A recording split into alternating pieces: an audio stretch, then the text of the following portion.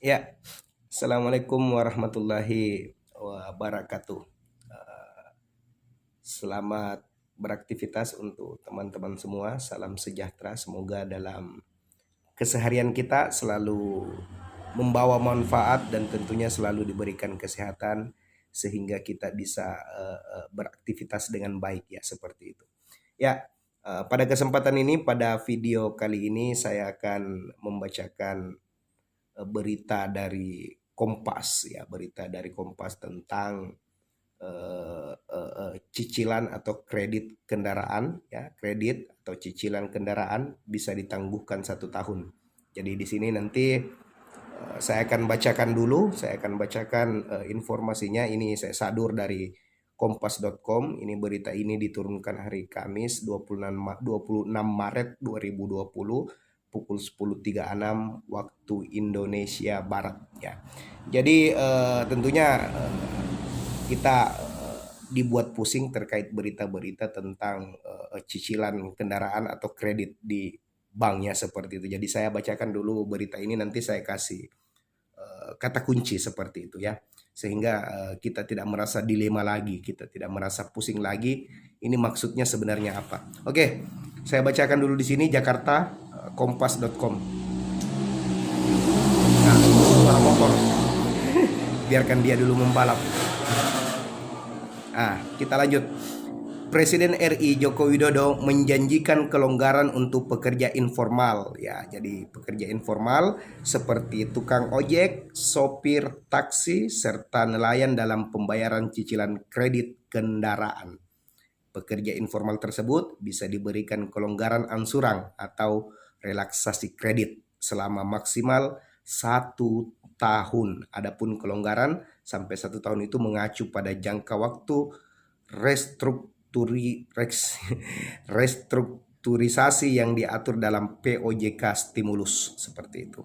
Namun pemberian jangka waktu bisa bervariasi, akan sesuai dengan kesepakatan bank, bisa 3 bulan, bisa 6 bulan, bisa 9 bulan sampai maksimal 1 tahun. Relaksasi kredit atau kelonggaran angsuran sampai 1 tahun ini pun diberikan kepada debitur yang diprioritaskan. Nah, ternyata ada debitur yang diprioritaskan seperti debitur yang memiliki iktikat yang baik seperti itu. Intinya, kebijakan jangka waktu penundaan yang diberikan sangat erat kaitannya dengan dampak COVID-19 atau COVID-19 atau coronavirus terhadap debitur, termasuk masa pemulihan usaha dan kemajuan penanganan hingga penurunan wabah virus corona. Ujar OJK dalam keterangannya Kamis 26 bulan Januari, Februari, Maret, bulan 3 Maret 2020. Untuk lebih jelas, untuk lebih jelas simak tahap-tahap mendapatkan relaksasi kredit. Jadi ada tahap-tahapnya. Ya, tahap utamanya adalah ajukan permohonan ya. Jadi harus mengajukan permohonan. Masyarakat yang memiliki tunggakan kendaraan seperti motor ataupun mobil utamanya yang beritikat baik. Jadi ada utamanya yang beritikat baik. Kalau yang beritikat tidak baik, saya tidak tahu bagaimana urusannya ya. Utamanya yang beritikat baik wajib mengajukan permohonan restrukturisasi. Jadi wajib, bukan tidak ada pilihan lain, hukumnya wajib ya. Caranya melengkapi dengan data yang diminta oleh bank atau perusahaan leasing, bisa disampaikan secara online melalui email atau situs web resmi yang ditetapkan oleh bank atau leasing tanpa harus datang bertatap muka, sebut OJK. Jadi ini berita dari kompas.com ya. Oke. Saya mau kasih kata kunci ya, saya mau kasih kata kunci dari berita tersebut. Saya tahu saya mau tanggapi juga sekalian. Ini kan memang pandemi corona masih cukup menakutkan, masih cukup mengkhawatirkan bagi kita. Jadi tentunya tidak bisa atau tidak terlepas dari yang menjadi usaha kita. Jadi kalau saya pribadi ya, jangan di ini lagi.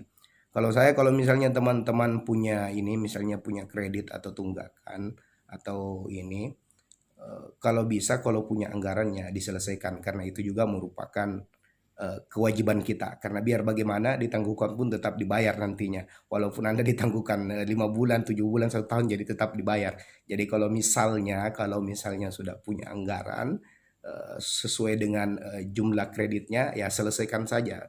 Kita kan tidak mau cari masalah seperti itu ya, diselesaikan saja. Itu satu, yang pertama.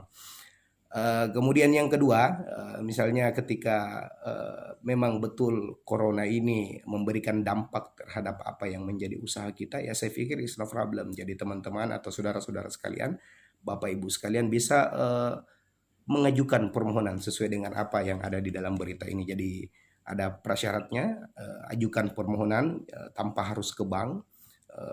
Caranya melengkapi dengan data yang diminta oleh bank atau perusahaan leasing, bisa disampaikan secara online maupun email atau situs web resmi yang ditetapkan oleh bank atau leasing. Jadi tanpa harus bertatap muka seperti itu. Jadi ajukan. Tapi lebih sederhananya kepada teman-teman semua, kalau masih bingung, kunci terakhirnya ya Anda bisa konsultasikan kepada bank. Jadi silakan konfirmasi, misalnya ada nomor handphone, ada WhatsApp atau apa, dikomunikasikan sama pihak bank yang ada kredit di situ atau ada di leasing juga seperti itu. Jadi dikomunikasikan, karena saya rasa kalau dikomunikasikan dengan baik akan ada solusi daripada didiamkan saja. Tentunya tidak ada solusi kalau kita diamkan. Jangan menjadi orang yang bodoh, mentang-mentang sudah dengar berita ini langsung seolah-olah aman, kita aman.